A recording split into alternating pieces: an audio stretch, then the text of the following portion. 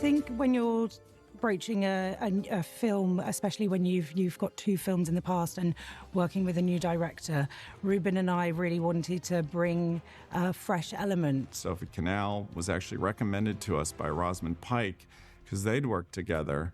And so costumes are certainly not my forte, especially when it comes to women's fashion. So I wanted Rosamund to be, partner with somebody that she had full confidence in and who could really make her look as, dashing as she does. I always love an opportunity to send up sort of any kind of performative aspect of our industry. So I really enjoyed when she's having her photograph taken that she wants to get it over and done with as soon as possible, but she loves it. Mr. Schreiber, if you're all you purport to be, you should already have what you need. We've moved on 9 years from the previous film. So Ruben and I were discussing that, making sure that we were bringing it to a modern audience, so making sure the costumes were appropriate. I think Sophie did the most amazing job on this movie because all the characters needed to look kind of cool and monochromatic, and then the young characters had to have their own retro, unusual, quirky, younger vibe. And having the beauty of our 3 Gen Z characters as well, which I always find really fun, placing modern and Gen Z fashion. I always joke that that's one of the things that everybody seems to have an opinion about because most people don't know about cinematography or art direction or architecture, but everybody wears clothes, so everybody thinks they have an opinion. But it's much harder than it looks. Lula's kind of my rock and roll girl. We've had her in previous films, with fur and kind of elements of, rock and roll. At like the exact right moment, they're gonna swoop in, and we'll be like, yes, thank God you're here. Thank God, just in the nick of time, and then we'll just celebrate, and it was all worth it in the end.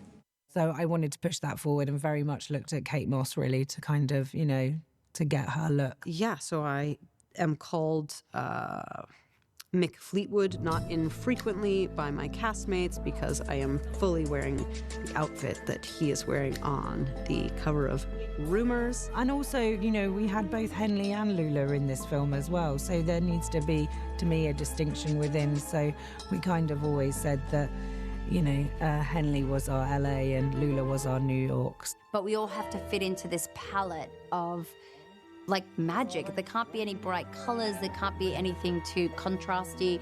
It can't feel heightened because we've already got, the tricks are the thing that we want to pop. So how do you pick the outfits? What do the outfits mean? What is the evolution of the outfits?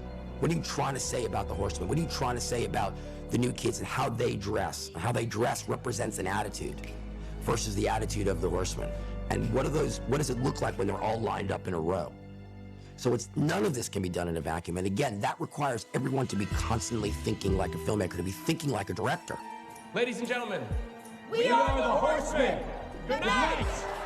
And so I think she just found a way of individually creating different looks for all of the characters, but we all sort of came together in a very muted, classic, cool and beautiful way. I think she's amazing. So our costume designer, Sophie, she created some beautiful outfits that we can, certain characters can do quick changes. The first time I read the script, I was like, will this be visual effects or will this be us? And then sat down with Ruben and he was like, no, I want everything for real. Ruben and Sophie brilliantly came up with this idea to kind of have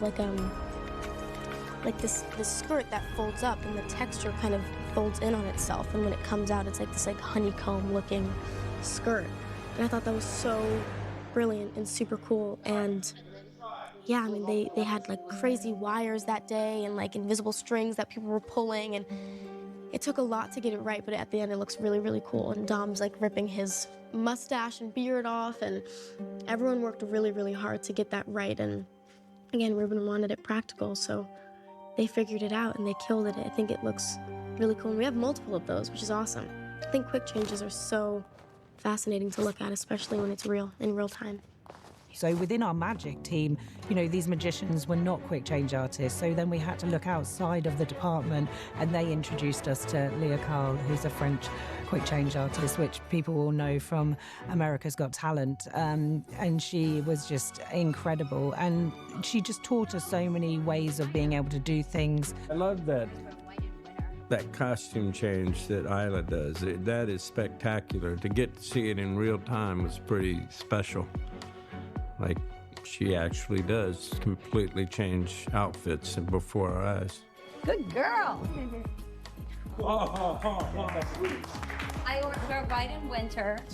All I know is if you watch the movie and then you slow it down later on, if you buy the movie and you watch it in slow-mo, you will see that this trick is not done with CGI. It is not done with a cut. It is done entirely by incredible magic. So yeah, so I think out of everything from the film, that was our most challenging part for costume, is being able to create quick changes, one, on a film set, like within the direction of how everyone's moving and working within the set. And also, you know, we have to think about resets and things like that, and you know, how that's going to work on the day. The costumes are designed not just to be worn by stylish movie characters, but are actually designed to be magic tricks themselves. And so really everybody is working in the same universe. So it's this really cool movie where it's not like we're siloed. We're actually all doing magic irrespective of our department.